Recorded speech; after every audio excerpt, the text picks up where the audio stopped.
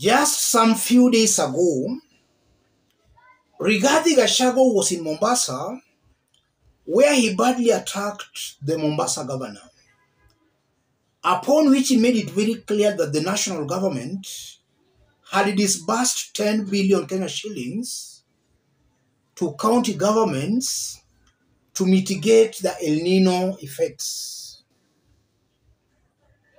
That was Rigathi speaking in Mombasa.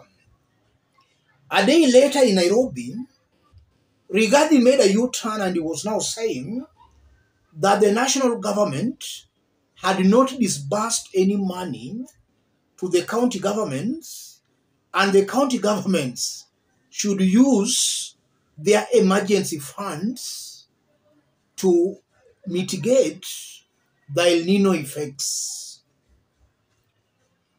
Those remarks by Rigathi seems to have angered some residents of Mombasa.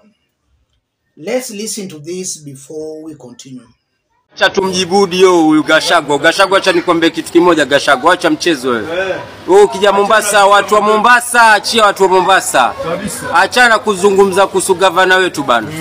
Wewe unkuja kutoka Nairobi huko, unkuja Mombasa, njoo uje uogelee.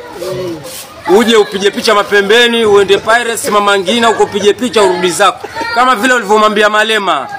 Akija Kenya aje na heshima, na kwa hivyo ukija Mombasa njoo na heshima. Wacha siasa zako za sijui nini, sijui toa pesa gani mmetupa.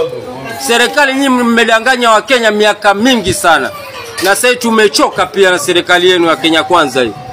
Waje wapiga fujo kwa jipiga kifua bana na nguo zako za kandambongo bana. Wewe ukija Mombasa njoo na heshima bana. Njoo Mombasa uje utembee Mama Ngina, uje uende zako for Jesus kule ukapige picha, uende mapembeni ukapige picha, urudi zako Nairobi bana. Mombasa tuachie wenyewe watu wa Mombasa bana. Wewe unaona bana Mombasa ni mji wa watu wa karimu bana. Mombasa bana watu wana nidhamu, Mombasa watu wana heshima, Mombasa watu waheshimiana. Wewe Mount Kenya nikushinda wewe bana. Waunganisha wa Kikuyu kwa Kikuyu, nyinyi kwa nyinyi mwapigana. Mombasa watu wa karimu bana, Mombasa watu wa wateti. Mombasa watu ni wamoja, Mombasa watu ni wapole. Mombasa watu ni watu wenye nidhamu bana. Wewe usije hapo ukajipigia kifua cha nini?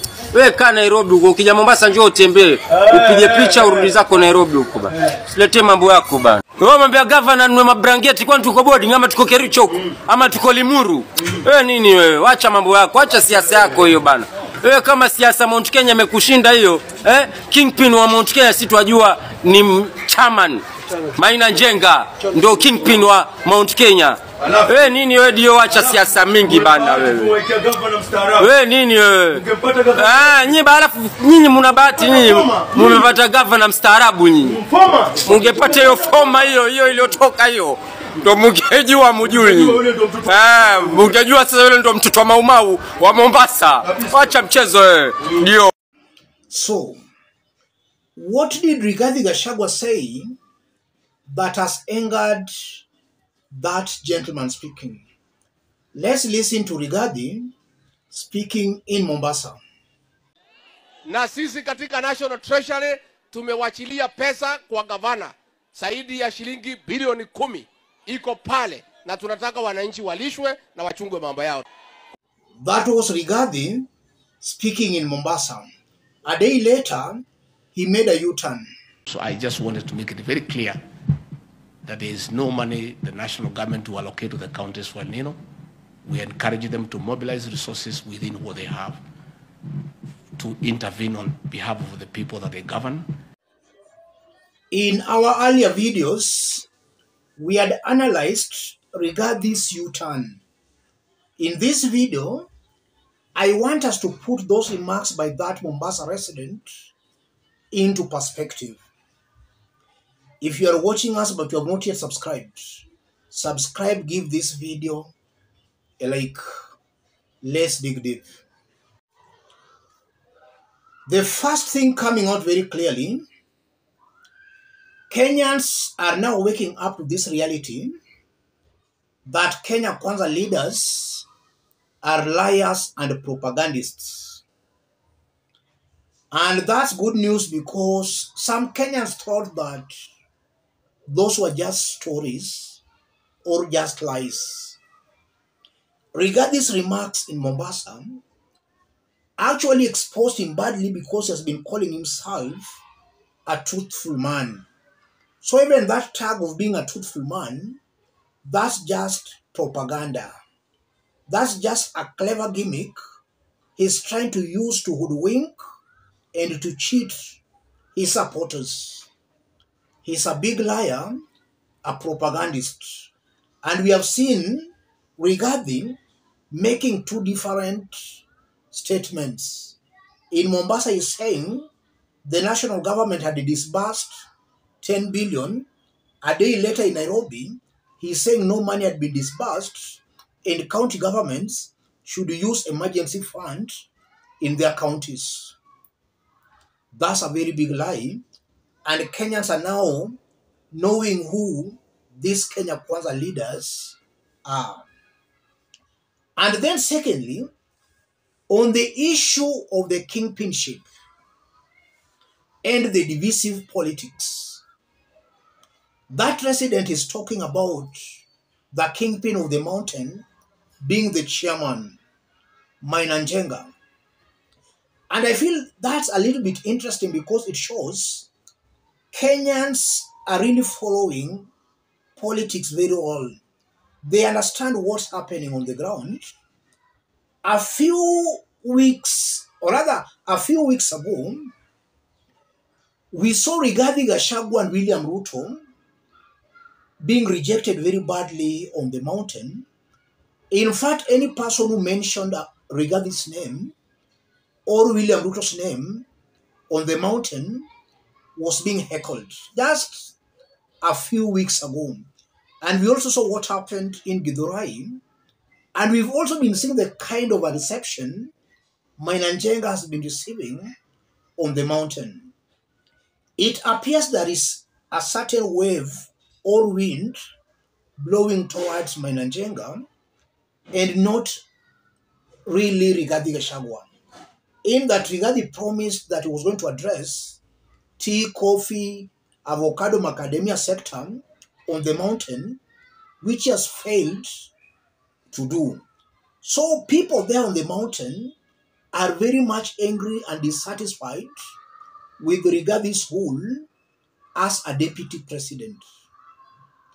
So the kingpinship for the mountain is still open for any person to take.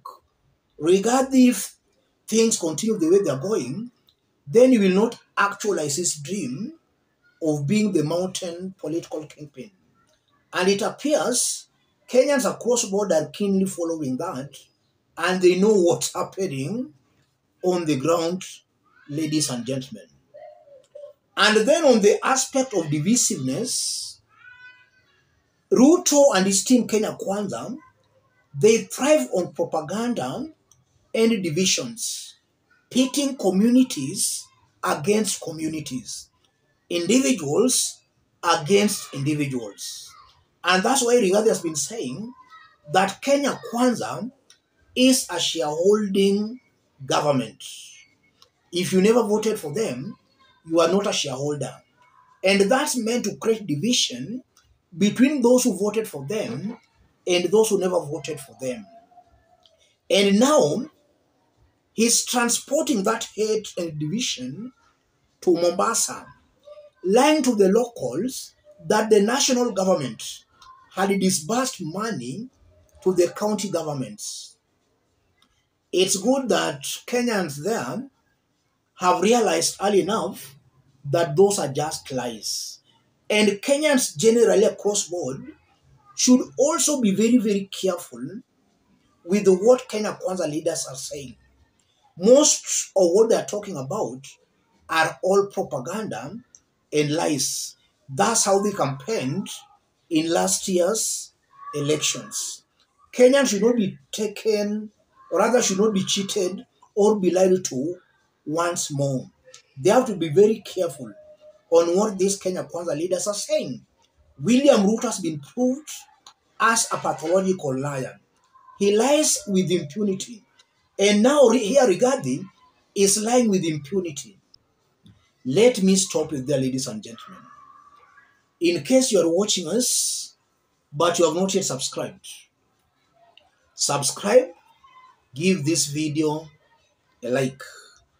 And to any other person who may want to support our forum, contact me through that number below, or feel free to channel any kind of a support to that number.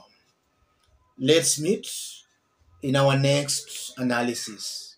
Thank you. God bless you. God bless Kenya.